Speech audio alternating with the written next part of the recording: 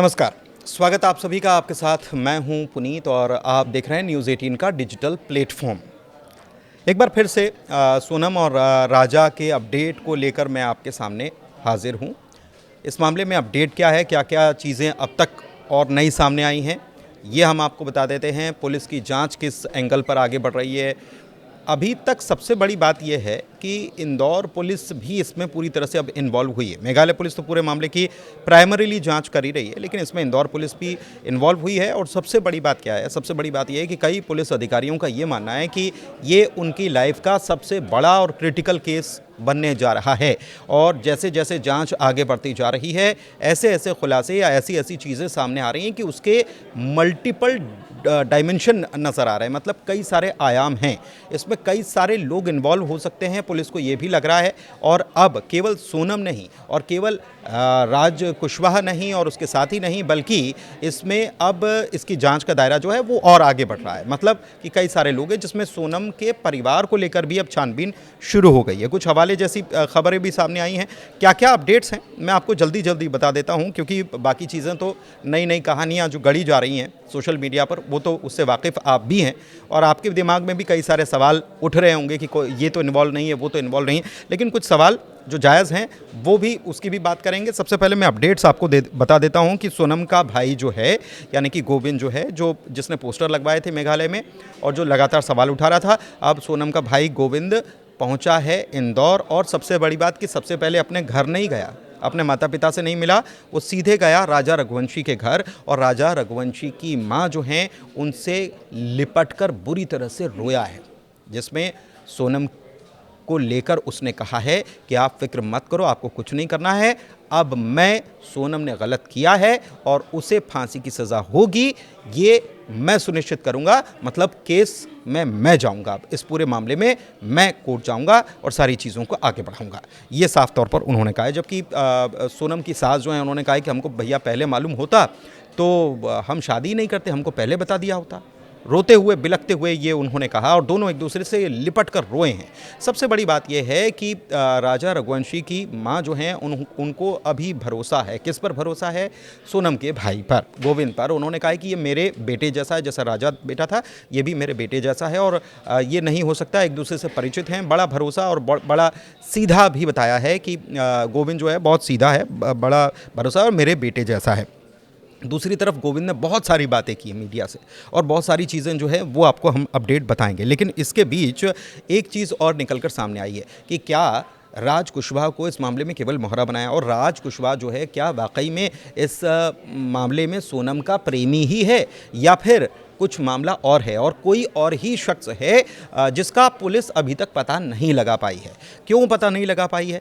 क्योंकि सोनम के मोबाइल अभी रिकवर नहीं हुए हैं, और सोनम के मोबाइल रिकवर नहीं हुए तो बहुत सारी चीज़ें अभी तक पता नहीं चल रही हैं। बहुत सारी चीज़ें पता जो पुलिस को लगी हैं वो राज कुशवाहा के मोबाइल से जो जानकारी मिली है उसके मुताबिक लगी है। राज कुशवाहा के मोबाइल से कुछ 10 के नोट का भी पता चला है। 10 के नोट के कई सारे 10 के नोट हैं, उसके फ़ोटो भी उससे मिले हैं, उसमें फ़ोटो मिले। तो इसमें एक सवाल ये भी उठा कि क्या हवाला कारोबार से कुछ जुड़ा हुआ मामला है क्या? तो उसमें एक चीज़ ये पता चली है, हवाला कारोबार की बात जो है तो उसको सीधे सीधे गोविंद ने नकार दिया है। उसने कहा है कि जो हवाला कारोबार का तो कोई मामला इसमें है नहीं। एक बात। दूसरी बात कि भाई ने कहा है कि बहन को जीजा की हत्या की साजिश रचने के मामले में फांसी दिलाने का काम मैं करूंगा। क्या क्या कहा है गोविंद ने, ये मैं आपको बताते जाता हूँ। सोनम से मेरी 3 मिनट की मुलाकात हुई थी, ये भी गोविंद ने कहा है कि मेरी मुलाकात अपनी बहन से हुई, 3 मिनट तक बातचीत हुई, और मुझे भी उसने शुरुआत में गुमराह करने की कोशिश की और ये बताने की कोशिश करी कि लूट की वारदात उसके साथ हुई। लेकिन जब सोनम को गोविंद ने यह बताया कि तुम्हारे बाकी साथी जो हैं वो पकड़े गए और उन्होंने अपना गुनाह कबूल कर लिया है, तब फिर सोनम खामोश हो गई। उसने चुप्पी साध ली और फिर गोविंद ने कहा कि उसकी चुप्पी ने ये सब बता दिया कि वो भी इस मामले में पूरी तरह से इन्वॉल्व है और मुख्य साजिश करता है। उसकी खामोशी से मैं समझ गया कि उसने ही मेरे जीजा की हत्या की है, मेरी बहन है, और वो राजा से बहुत प्यार करता था। कौन राजा से बहुत प्यार करता था? गोविंद, क्योंकि ये पहले से परिचित थे, मित्र भी कह सकते हैं। ये बात भी सामने आई है। और इसके अलावा अब मैं अपने घर नहीं जा पा रहा हूं, मैं राजा के घर पहले गया, ये भी बताया। राजा के भाई सचिन ने कहा कि मेरे भाई उसको ट्रैकिंग का शौक था और इसी को सहारा बनाकर सोनम ने ये सब कुछ किया है। सबसे बड़ी बात यह है कि गोविंद ने एक बड़ी बात और बोली है कि सोनम को कोई पछतावा नहीं है।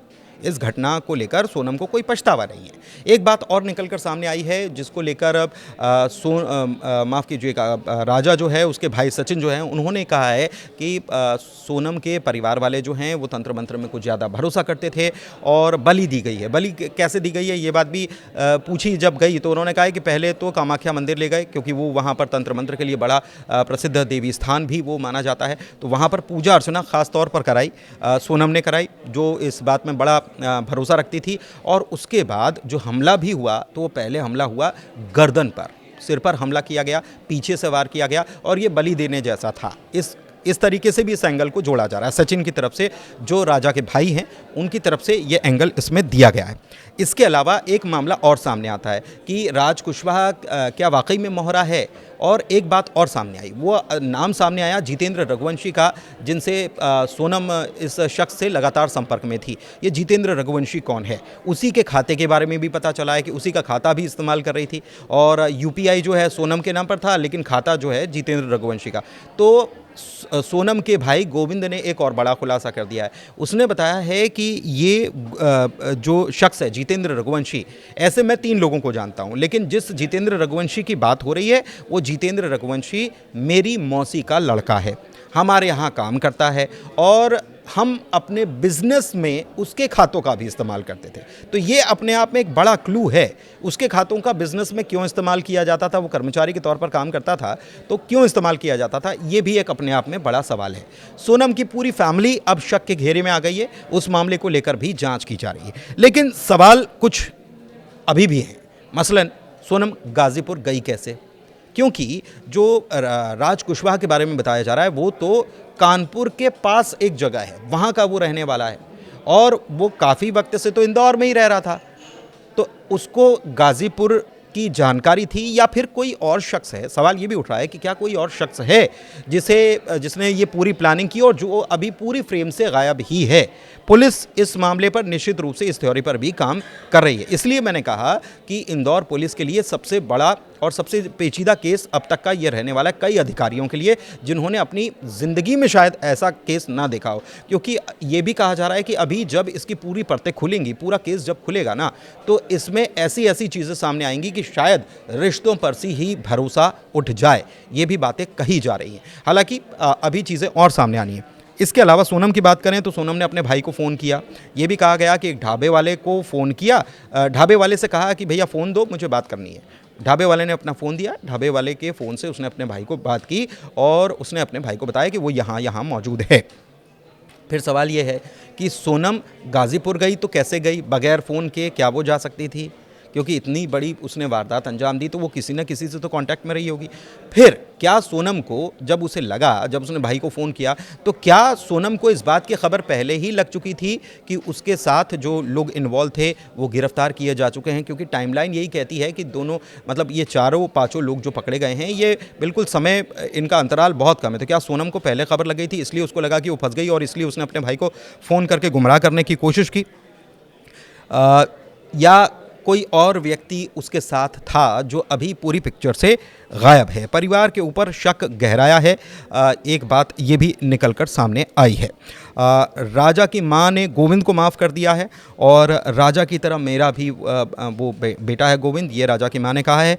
सचिन ने, जो राजा के भाई हैं, उन्होंने बताया है कि एक हमराज मूवी आई थी और उसको देखकर सोनम ने पूरी हत्या का प्लान बनाया और ये पूरी जो है तंत्र मंत्र से जुड़ा हुआ भी एंगल इसमें बताया जा रहा है। कुंडली मिलान की भी बात कही जा रही है कि कुंडली तो सोनम के घर वालों ने मिलवाई थी, इन लोगों ने कुंडली भी नहीं मिलवाई थी। ये भी बात सामने आ रही है कि तंत्र मंत्र में परिवार को ज़्यादा भरोसा रहता था। मंगल दोष की जहाँ तक बात है तो ये भी कहा गया कि वैसे तो भगवान विष्णु से या पेड़ से शादी कराकर उस दोष को दूर करने का काम होता है, लेकिन उन्होंने ऐसा नहीं किया। तो यही बात कही जा रही है कि इन्होंने ऐसा नहीं किया और कुछ और प्लानिंग थी। सवाल कुछ ये भी हैं कि राज कुशवाहा, जिसे प्रेमी बताया जा रहा है, उसके घर की स्थिति सब लोगों ने देखी है। तो क्या सोनम, जिसकी उम्र 25 साल बताई जा रही है, अपने से 5.5 साल छोटे और जिसकी आर्थिक स्थिति भी बहुत हमने देखी कि बिल्कुल ठीक नहीं है, क्या उससे उसका प्रेम संबंध हो सकता है या फिर उसे मोहरा ही बनाया गया? सोनम ने कहा था कि 20 लाख रुपए वो देने के लिए तैयार है। तो सवाल ये है कि 20 लाख रुपए उसके अकाउंट में कैसे आए और इतना खर्च करने के लिए वो तैयार कैसे हो गई? ये भी एक बड़ा सवाल है। एक एंगल और है, ये भी पता चला है कि राजा रघुवंशी जो है, वो ही घर का पूरा कारोबार संभालता था और राजा रघुवंशी के नाम पर ही प्रॉपर्टी भी घर की बताई जाती है कि ज़्यादातर प्रॉपर्टी उसी के नाम पर है। तो बहुत सारे एंगल हैं जिनकी जांच पुलिस करने में जुटी हुई है और अभी ये मामला सुलझने के बजाय और उलझता चला जा रहा है। तो अपडेट कैसा लगा बताइएगा ज़रूर। फिलहाल अपडेट में इतना ही, मुझे इजाज़त दीजिए, बहुत शुक्रिया।